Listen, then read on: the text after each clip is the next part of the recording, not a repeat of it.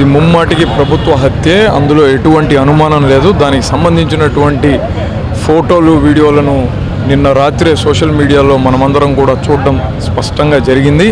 పైగా చనిపోయినటువంటి సాయికృష్ణ తల్లే కృష్ణలంక సిఐ నీ కొడుకుని చంపేస్తున్నా ఫోటోకి దండ రెడీ చేసుకోనని చెప్పి మరి నా కొడుకుని చంపేశాడని ఆమె గుండెలు అవిసేలాగా రోధించడం మనమందరం కూడా చూసాం. అతను చనిపోయిన మాట వాస్తవం. ఆ తల్లి ఎంతో బాధతో పోయిన వాడిని మీరు ఎటు తీసుకురాలేరు, కనీసం అతని మృతదేహాన్నన్న దహన సంస్కారాలకు నాకు అందజేయండి అని బహిరంగంగా మాట్లాడుతుండడం చూస్తే ఈ సమాజం ఎటువైపు పోతోందన్నటువంటి అనుమానం కలుగుతుంది. ఈ రాష్ట్రంలో అంబేద్కర్ రచించినటువంటి రాజ్యాంగం లేనే లేదు. లోకేష్ రెడ్ బుక్ రాజ్యాంగం, రౌడీ రాజ్యాంగం ప్రామాణికంగా చంద్రబాబు నాయుడు గారి ప్రభుత్వం నడుస్తోంది. అందుకే ఇలాంటి దారుణమైనటువంటి ఘటనలు వరుసపెట్టి జరుగుతున్నాయి.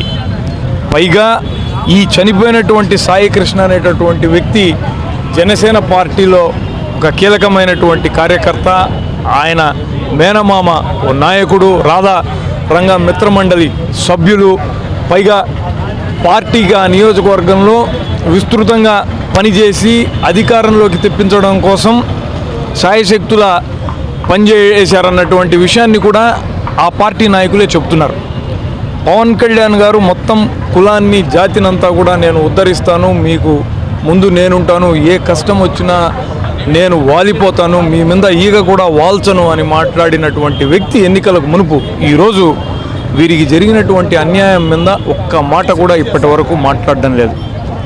పైగా మీ పార్టీలకు సంబంధించినటువంటి నాయకులే దీన్ని పెద్దది చేయొద్దండి, ఎటు చనిపోయాడు, మేము ₹1 ఇస్తాం, 2 కోట్లు ఇస్తామని వాళ్ళ అమ్మతో బేరాలు మాట్లాడడం అన్నది చాలా దారుణమైనటువంటి పని.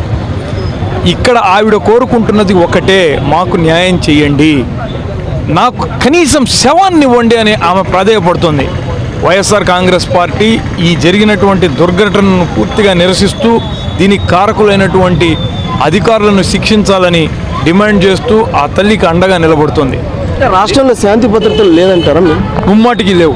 రాష్ట్రంలో ఎక్కడున్నాయి శాంతి భద్రతలు? ఇప్పుడు తిరుపతిలోనే జరుగుతున్నటువంటి వరుసపెట్టే సంఘటనలు మీరు చూస్తే అర్థమవుతుంది కదా. ఇక్కడ ఎన్ని భూ కబ్జాలు జరుగుతున్నాయి, ఎన్ని గొడవలు జరుగుతున్నాయి. ఎక్కడుంది శాంతి భద్రత? తిరుపతిలోనే.